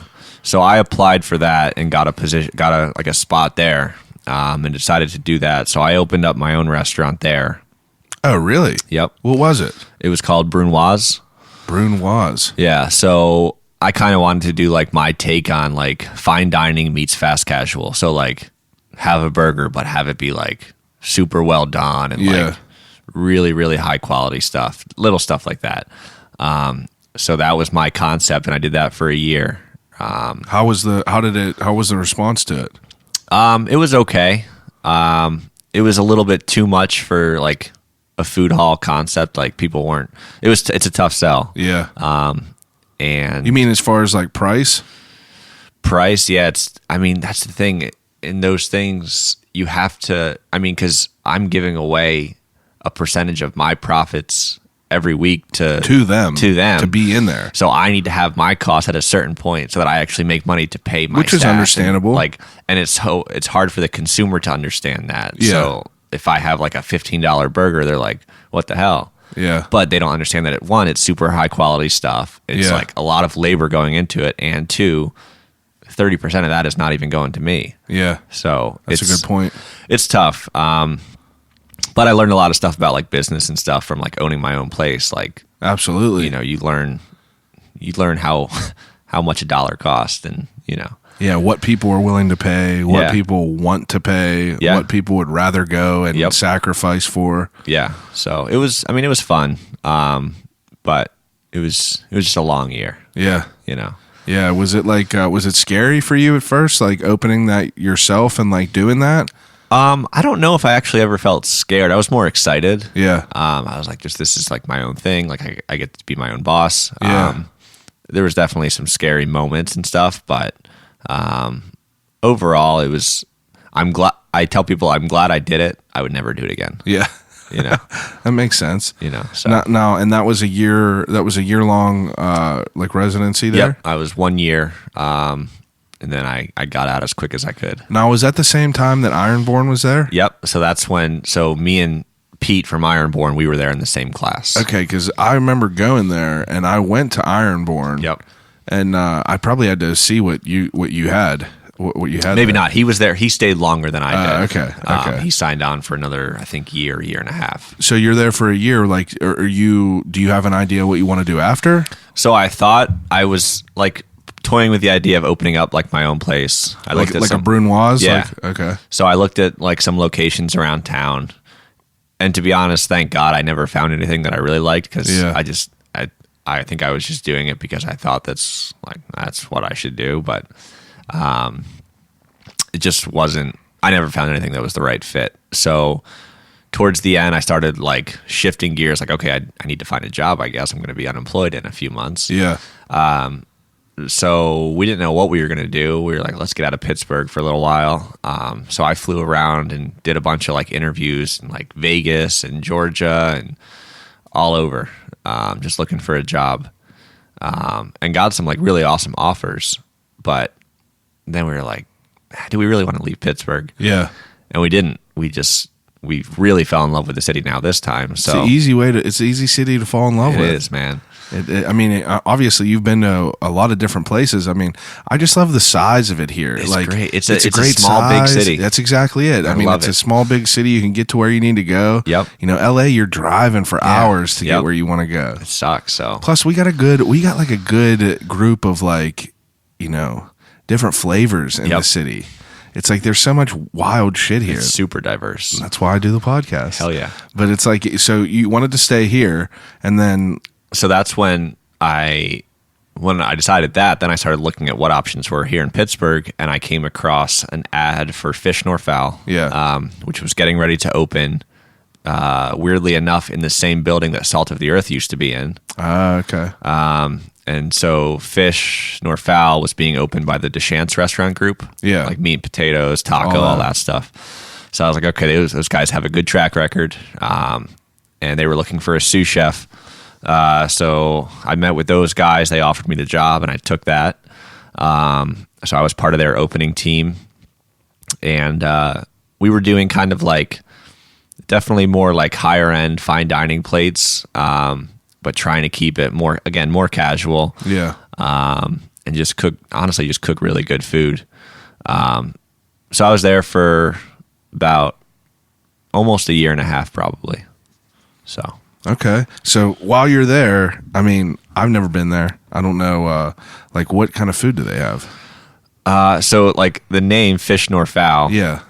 People like think like we just serve fish or we don't serve chicken or like they think all kinds of crazy stuff. The whole thing, like the whole idea that they had with the name was like the saying like neither fish nor fowl, like neither here nor there. Like you can't really classify what we do because it's kind of all over the place. Whether we do like Japanese inspired dish on this thing or like Italian on this, it's just it kind of gave us the freedom to kind of do whatever we want. Now, did you yourself have some freedom, or was it like they kind of decided and you got to cook what they decided? I definitely had some, like, as definitely with the opening menu, none of that was mine. Yeah. But like as we progressed and kind of settled into our roles a little bit more, I was given some freedom to do some menu items. That's cool. Yeah. You liked your time there? I did. It was fun. It was a good crew. It was a lot of fun for sure. Is pasta into play yet? Yeah, so pasta actually I guess I should have said this. That's pasta right. probably started probably while I was at Smallman Galley. I wasn't really doing a lot of pasta there, but at home I really was. Okay. Kind of behind the scenes. Now, why did you want to get into pasta? Honestly, it was just kind of a way for me, like it was like a hobby. Yeah. But like it was still having to do with food, but it felt like a hobby that I could just kind of get away with and work on something that wasn't actually work. Yeah. But still kind of applied to what you were doing. Exactly. So I started working on it at home, and then at Fish, we had pasta on the menu there. So I was doing it at work now too. So I was like, now I was doing a ton of pasta. Was it hard at first to do pasta? Yeah. I feel like it's something that's just like I said, like bread. I'm sure that there's like different, like you got to have certain touches and everything. Like, did you go through like a learning curve? I did, because like there's obviously a lot of recipes out there for pasta, and it's honestly, it's not too difficult of a recipe. Yeah. But I wanted to like work on my own and get it where I wanted to. So, I mean, there was a time, probably, I don't know, 3 months into my time at Fish, where I was going home and making pasta every single night. I think I got it up to 47 days in a row. Really? Yeah. So I would go home after service, like after a long day of work, I would make a pound of pasta every single night. Really? Yeah. Just to practice and get the feel, and like, and I'm still making, I don't make it every night now, but almost every single night I'm still making pasta. Yeah, it looks like it. Like like your Instagram, I always see, Yeah. you always seem to be doing wild shit. Yeah. I'm just like obsessive about it now. Now, I mean, it's such like I feel like it's such like a weird like lane to try to get into. I mean, it's like a pillar, but there's so much you could expand on from it. Yep.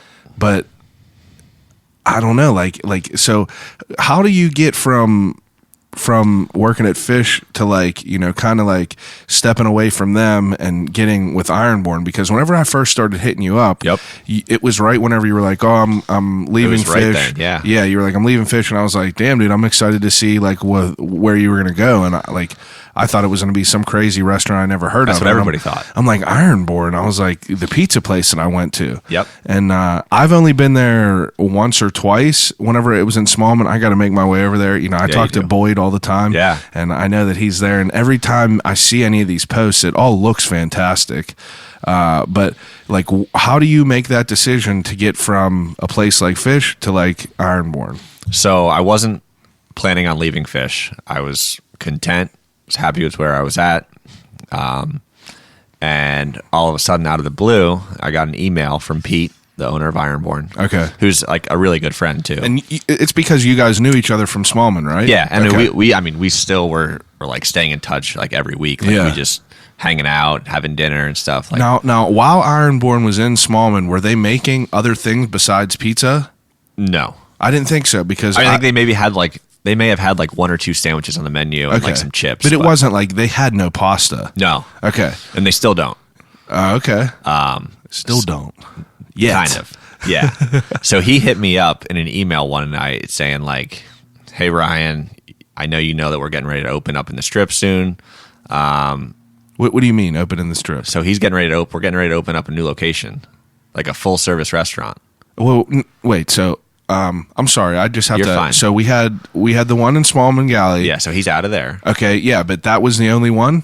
That's where it started, Ironborn. Yeah. Okay, and then he has the one in Millville. Yep. And is that just like mainly pizzas? Yes. And you guys are opening an actual restaurant now? Yeah, like full service, like seating, bar, everything. And where's this at? Do you know where Car Hops used to be in the Strip? No, is that like? Give me some other landmarks. I know where the dispensary is. Like, do you know where Permanis is? Yep. It's like, so we're on Smallman Street, right on the corner. We're I think a block from Permanis. Yeah, like by Kaya. Yeah, we're in between Kaya and Permanis. Okay, I know. Yep. I know what you're talking about Yep. now. Yeah. So. Oh wow, I didn't know that was going to be opening down there. Very soon. Wow. Yeah. Is the date out yet? Not yet. Okay. We'll Soon. talk after. Yeah. So he hit you up and you guys. He hit me up and was like, "Hey, listen, I know we're doing pasta. I'd love to talk to you if you want to just talk about like having you come on board and kind of help lead that program." Yeah. And so I was like, "Shit." And I talked to my wife. I was like, "This could be kind of cool." Different, cool though. Yeah. So I met him for coffee the next day, and we talked, and I was like, all right, well, like, yes, I like Fish right now, but, and I'm doing pasta, but I could be kind of leading the pasta program and just doing pasta at Ironborn. I was like, this kind of sounds like a good deal. Yeah, and like cool this is fit. going to be like the most anticipated restaurant in the city right now. Like Yeah. we're going to be busy. He's got a great brand following. So Pizza was fantastic when I had yeah, it. and the pizza's It was awesome. unreal. And I mean, I'm excited to try the other stuff that Yeah. you got now. Because if you have a brunch pizza and it's that good, Yep. the rest will be great. Yeah. So I decided to make that move and join the team. So I've been there now for probably about a month and a half. Now, are the people at Fish like, are they all right with it? Like, were they like? Yes, they were. And I was terrified to give my notice because this Yeah. was like right. So we Fish nor Foul just at our 1 year anniversary in September, we like changed menus and became a pasta focused restaurant. Jesus. And so they're like, they "What?" obviously knew that So you were I'm- like a yeah, kingpin. So I'm like, I was talking with my wife, and I was like, they're gonna kill me. Yeah. Like I'm leaving right when we open up with this new menu. Yeah. And thankfully and luckily, they were all super cool with it, very supportive. That's cool. Which is great. I mean, obviously, I didn't want to burn any bridges or Yeah, like, absolutely. leave on bad terms. Especially if you have a. I mean, that's a great restaurant. Yep. Like that's a good opportunity. Correct. And I can understand that. That's why I was curious. Like, Yep. They could have been salty at you for sure. For sure. Yeah, and I was like, shit, this is like the Deschamps group. They like own like downtown Pittsburgh. They run the city with restaurants. They could destroy me. Like they're Yeah. gonna hate me. But no, they were super cool with it. That's good to thankfully. hear. Yeah, so it was all good. And you've been there for about a month and a half now. Yeah, I've been just kind of down in the Millvale spot, helping out, working a few days a week, and we're getting ready and testing some stuff because we're going to be doing pasta now at the new location. So Yeah. we'll have a full pasta menu, which will be crazy. That I know a lot of people are excited for. So Yeah, and now this kind of gives you like a creative void to throw all your just like for sure, psychopathic pasta tendencies into. absolutely. If you're just sitting at home every night just making these pastas, like what the hell am I going to do with this? Yep. And now there's a way to put there's it an into. outlet for it. Yeah. Now this restaurant, like, can you talk about it at all? Yeah. What do you Okay. wanna talk about? So this restaurant, I mean, is it going to be like a more casual or like Yep. a more okay? It's super casual. Okay. The bar program. Olive is I don't know if you know Olive. Yeah. So she's the bar manager. She's got a great bar program going on. And I've said this before to other people. I think we have the most talented staff in Pittsburgh. And it's crazy because we're a pizza shop. Yeah. I know restaurants that would kill for some of the people that we have on our staff. Yeah. So we just have a really, really good core group of people that I think just want to have fun and cook good food and just, hang out. So I think it should be cool. Now the menu that's in Millville right now, Yep. is it mainly pizza? Yeah, we've got a few sandwiches, a few salads, but it's mostly pizza. Yeah, Still like no pasta or anything. no pasta. Now, are you guys like? I don't know. I see you making all kinds of crazy shit on your Instagram. Yeah. I saw you churning out lasagnas. Yeah. Oh, I'm turning out so many lasagnas right now. I know. I see that. I need to get one. I gotta get you one. I got to get a lasagna for sure. And then I see you making these like bolognese sauce. Yeah. How do you say it? Bolognese, yeah. Bolognese. Yeah. Yeah. I try to be official with how I say things. But like, so like, what's your? I mean, you're obviously like leading this like kind of pasta regime. Yep. Where's your mind at with this as far as like what you want to do, as far as like your thoughts on like, do we want the bare bone type shit or do we want to like get kind of crazy and make, because I'm sure you know how to make both things. Correct. I think for Ironborn, I think me and Pete both agree we want to keep it pretty simple. Yeah. I mean, this is Pittsburgh. Just quality, but yeah, simple. it's the Strip District. We need to have just really good stuff, but it needs to be accessible to Yeah. the Yinzers and just people that just want. We got a weird group of people here. Yeah, we do. We got a weird group of people. I learned that when I was in Smallman Galley, like the people that would come through there, it's just like the craziest mix of people. Yeah, it's just very bizarre. It's wild. Even I did a brief stint in some retail. Yeah. Down in Southside. Yep. And like Southside is equivalent to like a strip. You got a lot of touristy type Yep. people, but it always just blew my mind, like the type of people that would sure. come in. Yeah. And like I worked in like a streetwear store, so it was like, it was more directed towards like a younger crowd. Yeah. But you would always get that like overflow of like, oh, I'm here from Cincinnati. Like, and you're just like, Wow, like you have all this crazy group of like all different types. That's what makes Pittsburgh special, though. Yeah, it's definitely a good city. Yeah. So, I mean, what are you guys like what's the menu going to look like for this place coming up? Are you going to have pizza at this new spot? There'll still be a lot of pizza. Okay. Mostly pizza, honestly. Yeah. But we'll have about 4 or 5 different pastas, some different sauces, some different like add-ons to do to it. We'll have some sandwiches, some like sides. It's a big menu. Yeah. And then we'll do brunch again too on Saturdays and Sundays. Really? So we'll have brunch pizzas, brunch pastas. What is a brunch pasta?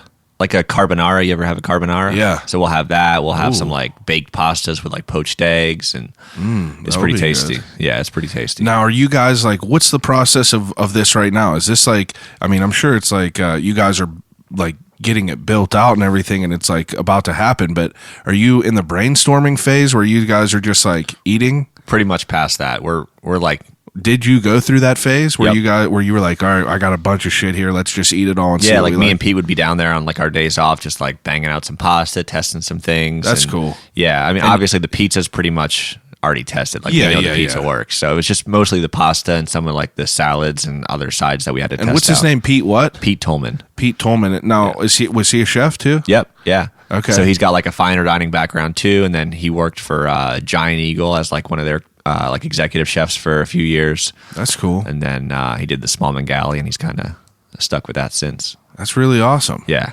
Now, are you I see that you just got into like, you started hustling these lasagnas out. Wild. Now, where does this idea come into play? I mean, I was something on Instagram. Yeah, I mean, I was making so much pasta at home, and I don't know why. I think I was just thinking about lasagna the one night, and so I made some, and I think I posted it on my story or something, and somebody like hit me up, was like, "Hey, can I get some?" It was like on one of them questions. Yeah. You always ask me a question, and I saw people say like, what do you do with all your pasta? Yeah. And then I saw you say. Then I saw someone wrote that on like a question, like, "Can I get some?"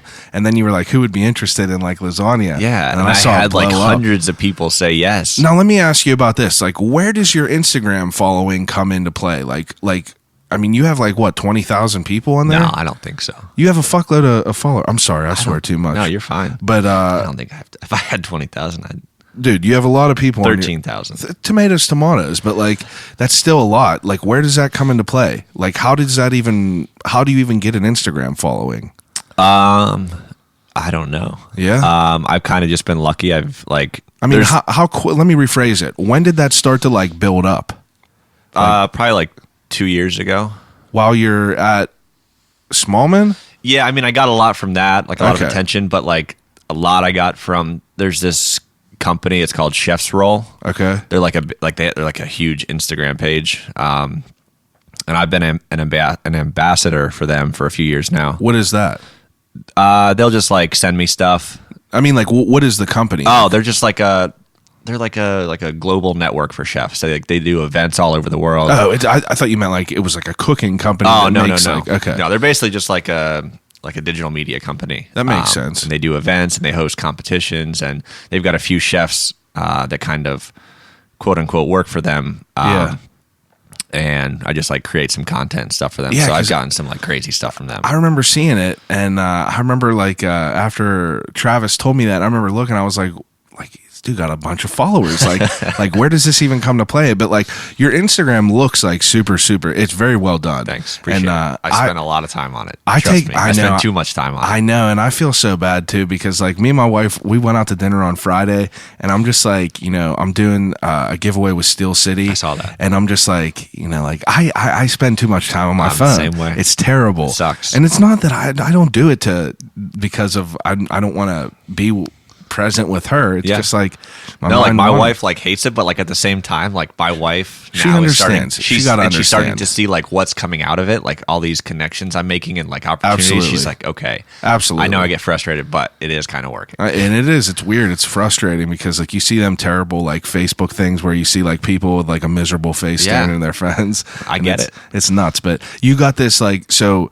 I mean, honestly, what do you do with all your pasta? Do you eat it all? I do eat a lot of pasta. Yeah, I do eat a lot. Because you have a pretty in shape figure.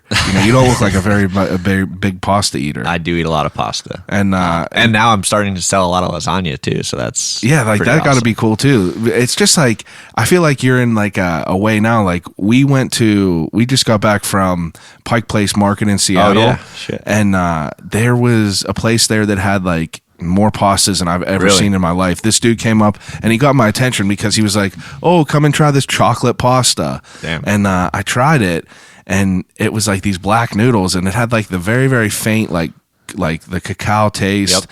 And it was cool. But then we started buying some wild ass pastas. Yeah. Ones that have like habanero base. Oh damn, yeah. Just crazy shit. But it's cool to see that like people like. I mean, I don't know. It's cool to be able to hustle the shit that you make. For sure. And people 100%. want it. Yeah. I make t-shirts and hoodies and stuff. Like, it's dope for people to, like, want your stuff. Hell yeah. But the lasagna shit seems to be taking off pretty big. Taking off. It's wild. Like, I can't keep up with it. I had to take, like, a 2-week break because my wife has, like, been doing a bunch of baking and stuff. So, like, I couldn't even get in the kitchen. Like, we just don't have the space. Yeah. So, I mean, like, what's, like, so you said your wife is a baker. Yeah. And how did, how'd you meet up with her? In culinary school. Okay. So she was in like pastry, like doing pastry while I was in culinary school. We met from there. And That's pretty sick. Yeah. So you guys are both got that cooking bug. yeah, You can just jump in the kitchen and start going nuts together.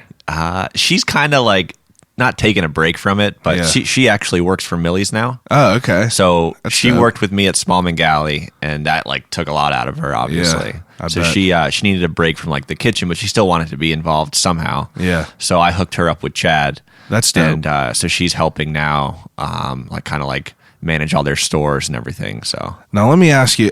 Now I just seen last night, and I didn't know you were about to do this, but the shit with Juju. yeah, Like, where does this even come into play? wild. So First thing I saw him comment ASMR on Yeah. one of them egg. Yeah. The one of them egg posts, and I Yeah. was like, what's going on that this dude like knows him? Yeah, so we when did we meet him?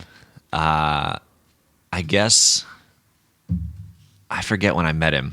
I met him recently, and he started following me on Instagram. And so the one day at Ironborn down in Millvale, we were super slow.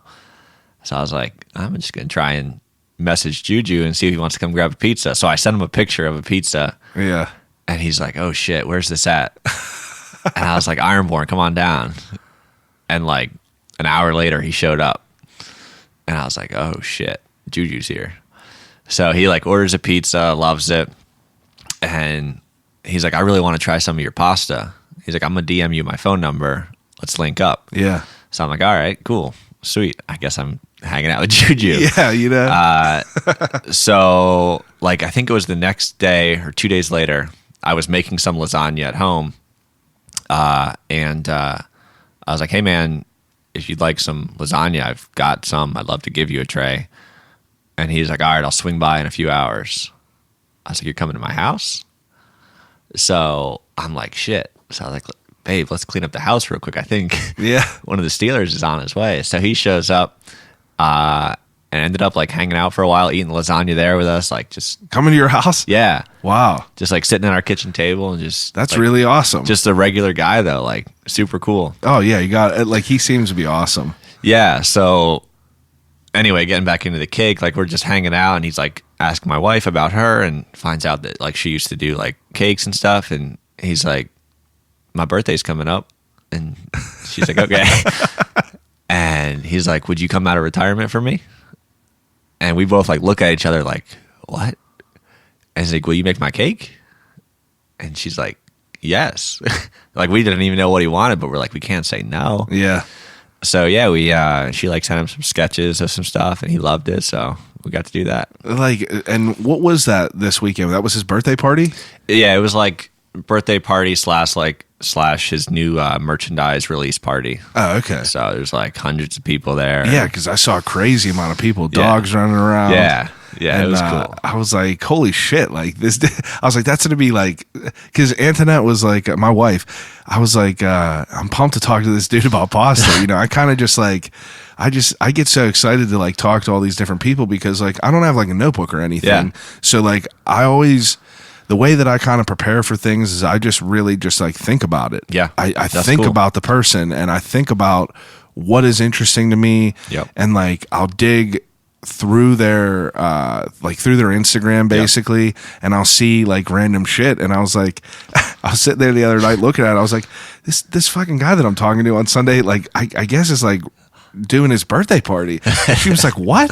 And she was like, that'll be cool to talk about. And I was like, yeah. This cake like, too is massive. I saw that. It was like 5 feet long. That's what I'm saying. Probably like 250 pounds. And your wife made that. All out of our house too. Like that thing was in. I didn't know it was a cake at first. Nobody did. Like when we were there, like all the guests of like the people that were actually there. Like so, we brought it in. His mom helped us bring it in, and people just thought they were boxes. I thought that those were just like a box or like a. Well, that's what everybody thought. And then he blew them out, and then all of a sudden, people saw us start cutting the cake, and they're like, "Oh my god, that's like the cake."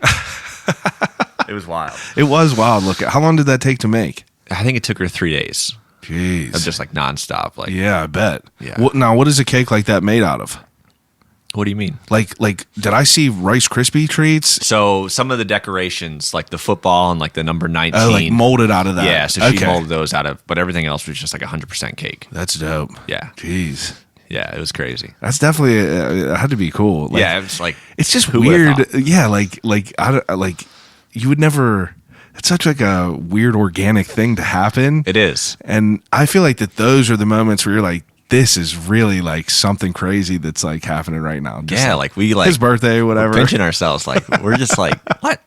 The that's craziest though when he was at our house, like like I could not. I mean, that's awesome. Just eating dinner with you at your kitchen table. Yeah, it was cool. And I mean, you have. I feel like that your following around here like is growing some more. Yeah. And like, do you have any? Do you think a lot of it, or not a lot of it, but do you think that there's growth because of like how well your Instagram is curated? I think so. Like, I think you're very, very good at it. And Thanks. like, I look at it through like, you know, it's through like a business perspective, like how I want my shit to look even and everything. And you could really tell the people that take their Instagram. That's the most important thing you could have in a business is like just an Instagram. And I think yours is, it's visually so nice. And I feel like people are more drawn to just like follow things like that. Even if you're not like a chef or anything. Yeah. People just want to see cool shit like that. Yep. And I don't know, dude, you seem like to be a cool guy. Thanks, man. I think you have I'm excited to see the shit with Ironborn. Yeah. Like what's next for you besides that? Shit, I don't know. I'm still just like messing around with a bunch of I mean, like, because I'll do the pasta at Ironborn, but I'm still doing stuff at home, just like on the side, just like. Were you ever like someone that got into like bread or like bakery? Not really. I just never really had the patience for it. Yeah. Which is weird though that I'm doing pasta because like I still need patience for pasta. Yeah, I mean it seems to be. What's now? I'm trying to think if there's anything else that I did not think of to talk to you about. Because I do an ending segment and I got some extra questions for you. Oh boy, I'm scared. But I don't know. Is there anything else I forgot to bring up? That was a lot. I think it was a lot. I think it was pretty good though. We hit a lot. Well, that was a good smooth timeline. I think so. All right. So the ending segment I do with all my guests is called Desert Island Questions.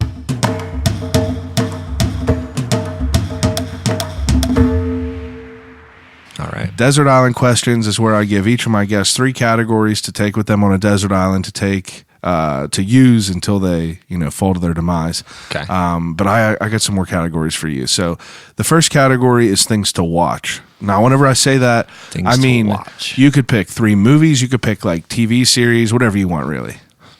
Can I pick a movie series? Yeah, 3 of them. All right. So I'm going to do the Rocky series. Okay. It's always good. Yeah, Rocky's so good. It's always good. I love Rocky. What's your favorite one? Rocky 4. Which one was that? Is that Tommy Gunn? No, it's he goes to Russia. Oh yeah. Come on, that guy. So good. Yeah, it's so That's good. the best one, I think. If he dies, he dies. It's so good. Yeah. So I'd watch that. I'd probably take the box TV series of Law and Order SVU. Law and Order, huh? So good. I've probably only watched like 1 or 2 episodes.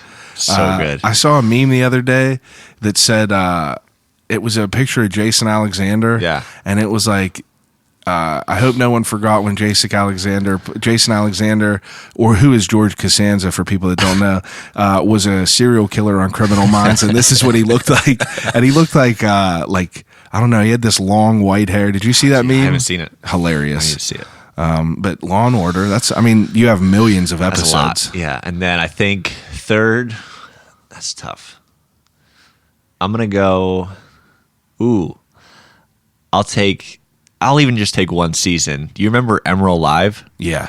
I want that. Yeah. So good. So that's a perfect segue to the next question. Now, who were like three of your like favorite people to like watch growing up? Like food? Yeah. Emerald would Yeah. definitely. I mean, He was such a cool dude, and he appealed to so many people. he's Bam! the man. You know, like I love got that. to work with him quite a few times down in Florida. He's Really? a member down there, and like he would do a bunch of dinners. So What's he like? He's the man. Is he? Is He's he cool? the man. He seems like he'd be someone He's cool. so cool. What now? What do you think about people like? Well, I'll let you finish your other two. So Emerald, I would say, honestly, growing up, I didn't really watch much. Really, you weren't real into cooking shows? No, I wasn't. And I feel like back then, like cooking shows were kind of in a weird, Yeah. like kind of flux of like there wasn't much. Were you a Gordon Ramsay fan? I am. I used to hate Gordon Ramsay. I used to think he was a terrible person, but then I think he puts on a good like a perfect front. correct. Like I know people that work for him in some of his restaurants, and like Do you watch Hot Ones? no, Do you know what that is? no. You'll become obsessed with it. Yeah? It's Sean Evans from Complex Magazine. Okay. Yeah. He gives people, there's 10 hot wings and they go up in I've heard Scoville of it. scales. Yeah. Okay. Dude, you got everyone from like Ashton Kutcher to like Really? Halle Berry, or not Halle Berry, but like everyone of significance damn. is on there, you know. And Gordon Ramsay was on there. Oh, yeah? That's and cool. like the heat with all the hot sauce like breaks people's characters. So what? It gets down. hotter each one or something? Oh my god! It goes from being like 1,200 Scovilles to like over 1 million. Jesus. And like it's legit. Like there's That's wild. people that are on there will be like, you know, I thought this was just bullshit. Yeah. But like it has like a line where it goes from just like being a little bit spicy, and then it Unbearable. goes to being like insane, and people have like real bad reactions. Oh, But man. Gordon Ramsay's reaction, that out. he was like, this is the hottest, like, you know, going off, but it breaks down his like, I'm a dickhead chef. Yeah. And it's cool to see that. Yeah. You know, I feel like he would be a really cool dude, but now I watch his like old shows of him Yeah. snapping out on Oh, people, yeah. and I think it's so funny for some reason. But Yeah. I used to think he was such a mean guy. Yeah. But That's I guess awesome. it's all militarized. I think so. He's making people better. Yeah. I think another one would be that I watched, and I forgot about this, was Iron Chef. Oh yeah, Like the old Iron Chef. That's what I was going to ask you. That thing was so cool. I was loved so watching good. that. That was the one where they give you like a chicken and there's like chocolate there, and they're like, put it together, right? Yeah, I think. Yeah. They always had that weird like. Yep. You had to like blend it some way. Yeah. That was a good show. That was cool. I like that. Were you? Now, what do you feel like people like Guy Fieri? I love it. Yeah, I love it. I don't know how people dislike him. He's It's just such a entertainment. great Like guy. I watch the shows, and I mean, dude's making a killing. So more power to him. More money than God with that flaming shirt. Jesus. But the show was cool. I Yeah. always loved watching that show just because, like, you know, you see cool shit. Yeah, you do. All right. So second category is: do you read at all? I don't. Do you play video games? I do a little bit. I usually ask people things, books, 3 books, but I'll let you do video games if you want to pick video games. Can I do cookbooks? Absolutely. Let's do that. Go ahead. So I'll give you my top 3 cookbooks. I need to think of what they are. I think number 1 would easily be the French Laundry cookbook. Okay. I've had it for years. It's like Thomas Keller from his French Laundry. Like, it's incredible. It's Yeah. like the Bible. Is that something that you could like buy, or is that Yeah. what they yeah. give the people there? Yep. Okay. Yeah, they've got that out there. So that would be 1. 2 would probably be it's not really a cookbook, it's more of like just like a chef book. It's called Letters to a Young Chef by Danielle Ballud, and it's just like kind of like, it's almost like, I don't know how to explain it. It's just him kind of giving insight on like, Different things. yeah, and just like how to navigate through. That's cool. And then I think third, again, it's not really a cookbook, but Kitchen Confidential. Yeah. It's got to be Anthony up there. Bourdain, man. Yeah. I was very, very late to him. Yeah. I never watched Parts Unknown. Really? And like I started probably like a year and a half ago, 2 years ago. Oh, damn. And I've become obsessed. You know, I like learning about different things, and like, you know, that kind of I've always been into watching cooking shows too. Yeah. And like they have like the Street Food Diaries, Yeah. like on Netflix. Netflix has so many different things. It's wild. What about now? The next category is like, who are some of your favorite? Like, do you watch anything now? Like, do you have any like, you know, favorite type people to watch? Like any of them food? shows? Yeah, like any of that. Like, do you watch any of that Netflix shit? No, not really. I honestly don't watch much TV now. Okay, That's understandable. It's tough. That's understandable. All right. Well, then I'll go to the last category. So the last category is 3 things to listen to on a desert 3 island. things to listen to. Yeah. That's tough. I'll reel in one of my other answers. I want to take the Rocky IV soundtrack. All right. It's one of the best soundtracks ever. It's such a good mix. You're a big Damn, Rocky guy, huh? Oh, Rocky IV, man. What do you think about Creed? Love it. Yeah, I thought they were I loved it. fantastic. They were so well done. I haven't seen the second one. Oh, it's good. Yeah. Yeah, it's real But good. Creed was pretty good. Yeah, I thought that they were real good. I thought that it was going to be trash. I did too. I was like, scared. I didn't this- like Rocky V. Yeah. But Creed I like Creed. They just need to leave no more regular Rockies. He doesn't need to have Correct. any more. It's That's done. like Terminator needs to be done. Yeah, it's done. Just let it go. Yeah. And then, but they're going to make Spider-Man 17. I know. I just don't understand that with movies. At some point it's got to stop. It all got to stop. We're making Just ruins 37 of the same It things. ruins it. There's literally been 5 different Spider-Mans in the last like 20 years? Yep. Why? It's stupid. Make something else. Anyway. So Rocky IV soundtrack. So I got that. I'm gonna take. I'll take the Kanye West Graduation. Oh, that's a fantastic one. So good. That's my favorite of his for sure. Mine too. What's your favorite song on there? Do you have one? Shit. I don't think I could pick. Did you listen to his new album? Which one? Jesus is King? Yeah. What did you think of it? I'm still trying to dissect it, man. Kanye West. What an interesting guy, right? Man, I got my opinions about Kanye, but Oh, I think he's a sensational producer, a mediocre rapper, and just a terrible person. 100% agree. I just ain't a big fan of him as a person. Not at all. But I just think he's a great artist. he's a great artist. Like, and I don't know. It makes me, I spend a lot of my free time thinking about Kanye. I find myself thinking about him because I'll scroll through Instagram. He's an interesting guy. And I'll just see things that jog me back to him. Yeezus shoes, which I feel like they just keep getting absolutely more hideous. Yep. And people are like, copping that fire, bro. And you're just don't get like, it. why? Yep. And I recently saw his slip-ons that he just came out I've with. seen that. Oh my God. They look ridiculous. Really? Oh, they're ridiculous. But I know people are going to be getting them. I don't get it. I don't get it, but I find myself thinking of Kanye West a lot. And he just had that album come out, and like I thought it was fine. Like people were like, "This is trash." Thought it could have been way worse. Yeah. Oh, yeah. it could have been way worse. Yep. But I don't know. He's smart, that's for sure. He is. He's doing something right, but it's very, very culty. Yeah, he's doing something all right. It's very culty. Yeah, it's Everyone weird. wearing the same clothes. It's weird. It's very culty, but Yeah. Kanye West, he's always an answer on Desert Is he? Island questions. He's Yeah, good. as far as like, I like his older stuff a lot more. I mean, Through the Wire, Family Business. Through the Wire, Come so on. good. Yeah. You can't not appreciate that. it's so good. I get it though. Kanye West. That's 2. So I got rap on there. I've got some good rock mixes on Rocky. I think I need something more easy listening. Easy listening. I'm going to take...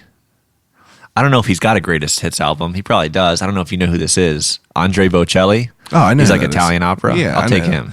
That's now where So I does can that just calm down with that. where does that taste come into play? Is that something that you were always into? Opera? I feel like my mom used to listen to him sometimes. I was And gonna like say, now, that's like when I make pasta, like he's like I've got like a pasta playlist that I listen to, and it has like the most random shit on it. Like I've got like some crazy rap, some like super like '80s stuff, and then I've got a few Andre Bocelli songs in there. Is that on Spotify? Yeah. No. Apple it's Music? Not. It's on. I think it's Amazon Music now. Amazon Music. Yeah. I never delved into that yet. Yeah. That's cool though. Yeah. But that's your own playlist you made. Yeah. That's funny. Yeah. Yeah. So That's I'll cool though. I'll take that. All right, that's a good answer. All right, so second to last question, what I'm pretty interested in is the death row meal. So, you ever watch you ever read them articles of people before they get killed on No, death row? I haven't. But we were actually, me and Justin Boyd, we were just having this conversation like a week or two ago about, and we were just super slow, so we were like. It was like a 2-hour conversation. We just kept throwing things into like our like, oh, can we get one of these too? Dude, he I love Boyd. But death row meal, it's interesting because I always tell people you could have as much as you want from wherever you want, whatever you want. Okay. But these articles are, it's like articles on, there's like murder porn nowadays. Everyone likes that, like making a murderer and all that weird shit. But there's articles of people like John Gacy, like before they put him to death. Yeah. They give people whatever they want to eat. And some people will be like, I want a bucket of chicken, 2-liter of Coke, but whatever you want to eat. All right. I'm going to start. I want a bowl of French onion soup. I love a French onion. So good. Who do you think has the best around here? In Pittsburgh, Poulet Bleu. Where is it? Poulet Bleu. What's that? It's owned by the Deschamps Group. It's a French restaurant. It's in Lawrenceville. Oh, wow. Fire. I'm going to have to try it. It's so good. I love French onion. Shit. Especially like in this weather when it's cold. I had some soup. We went to a wedding last night, and food was fantastic. They started off with wedding soup, and I was like, man, I never go to a wedding where they give you soup. No. And I was so happy to have that. Then they rolled you out a great salad, and then we had a filet, a crab cake, asparagus, and potatoes. Sounds so good. And I was like, God, that's a good wedding meal. Oh, that was a good wedding meal. That's a good wedding And then meal. they had a fire cookie table, and the cake was great too. I think it was Prannell's. Yeah. It was a burnt almond tort. Good. It was fantastic, but that sounds good. Okay, so that's a good choice. So I'm gonna take a bowl of French onion soup. I know Justin probably said this because we were talking about it the other day. I know he loves it. I need a Jim's cheesesteak. Yeah. He told me to. I just went to Philly, and I was like, "What place should I go?" And he was like, "Go to Jim's. Don't go nowhere else." Yeah, and I walked past there, and the line was wrapped around the building. Yeah. Didn't go. Missed out. I know. That's what he said. But then you ask other people, and they're like, "Jim's is trash. Go to Pat's or Everybody's Gina's." got their opinion. I know. I'm over got Pat's theirs. and Gino's. It's a waste. I think we went to this place called Steve's. I've had Steve's. Yeah, it wasn't bad. It was decent. It was just close. Yeah. So I'll take that. I want a big like ribeye steak, like from like a steakhouse with some like mashed potatoes. Always a good answer. So good. Steak and potatoes. I don't know. I'd probably want a lot more, and then I want for dessert. I need to have dessert. Yeah. I'd like I want a brownie batter blizzard from Dairy Queen. Oh, so good. I want some creme brulee, and maybe just like a final, like a warm chocolate chip cookie. Oh, those are good choices. That's a That'll good do. meal. That's a good meal. That's a real good meal. You don't have no pasta in there. Oh shit! See, this is what happened the other day when we were talking. I thought you were gonna be like, I want some fucking stuffed shells, manicotti. Okay, now I want to throw some of those in there. Go ahead. too. What's a pasta? I would probably take some pappardelle bolognese, so like the big wide noodles with like a bolognese sauce. Okay. If I had to pick one pasta, it'd be that. Yeah. Yeah. Okay, that's good. All right. Now, the last question that I ask everyone is if you could have a conversation with anyone alive or dead, who would it be and why? That's tough. I mean, there's obviously like a lot of people I could to pick one. That's tough. Yeah, it's definitely difficult. But one that comes to mind, just because like based off like the conversation, like what's on my mind right now, I would say would be Jerome Bocuse. He is like one of the world's greatest chefs. He died, I guess, 1.5 years, 2 years ago now. He's the chef that started the Bocuse d'Or, like International Culinary Olympics. Boku, yeah. Yeah, so he's got his like Bocuse restaurant in Lyon, France is like one of the best restaurants in the world. And he's just like, he's been like a godfather of like French cuisine. That's a good answer. I think it'd be really cool to like sit down, have a meal with him, and just kind of like understand like who he is as a person, I think would be cool. That's a good answer. Because like Lyon, France too is like very like. Have you traveled out of the country? No, and I really want to. We really want to go to France. We want to go to Italy really bad. Yeah, that's where we would definitely like to go there too. I've never been out of the country either. Yeah, I need to. Well, that's like basically what we do as like vacation. It's like when we go and travel places, we just try to like try different foods. Like that's like the basis of what we do. That's how you learn about the places too. Like that's like you can understand like a city where you're at just based on their food. You know? Absolutely. And like you find things that are, you know, hidden gems. Yep. You know, like as soon as we got off the plane for California, when we went out there, we went to this like place that looked like a gas station that was selling tacos. That's the best. They were literally the best tacos I've ever had in my life. California. And it was just some old lady. And she's just, you know, whipping these tacos. Hell like, yeah. Fuck, people probably walk right past them and go to like, you know, your chain taco store. But I don't know. You gotta get experimental. For sure. All right. What about 3 places? Now, well, I guess you just answered that. I was like 3 places you would travel, but you just said Italy, France. Yeah. That's true. All right. Well, anything else? I'm trying to think. No. I don't think so. All right. Let's take its time and promote anything else you want to promote right now. Yeah, just honestly, like check out my Instagram. It's Ryan Peters, PGH. It's the best way to get in touch with me too. Like people just hit me up. And then check out Ironborn Pizza. We've got a takeout shop in Millvale right now, and then a strip location opening soon. So, and we got some lasagnas out the back of the trunk. Hell yeah. You know, hit them up for some lasagna, some pans of lasagna out the trunk. As always, I appreciate everyone listening. We're almost at episode 100. It's crazy to think about that. And I'm definitely trying to work and just, you know, keep shit fresh on here. You know, we're always talking to new people. We've got a lot of dope episodes coming up. And, you know, Thanksgiving is technically it's going to be tomorrow. Now, I wanted to bring this into play.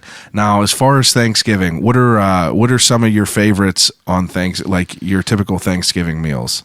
I mean, turkey, obviously. Like, and I like some like chefs and stuff like to like break down the turkey or like cook it weird different ways. I just like the traditional like whole roasted turkey. That's the best way. I love a deep fried turkey. I never had it. Oh man, it is a game changer. Yeah? My dad started making it probably I'd say 5 years ago.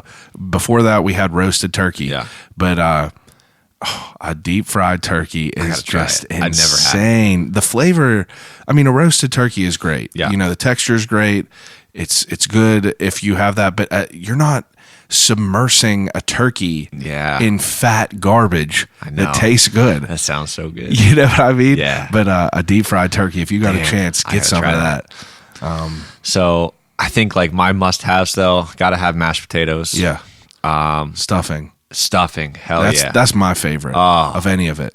Yeah. Stuffing for sure. With a nice gravy. Yeah. And then this might be controversial. I know some people don't like it. I think it's like split green bean casserole.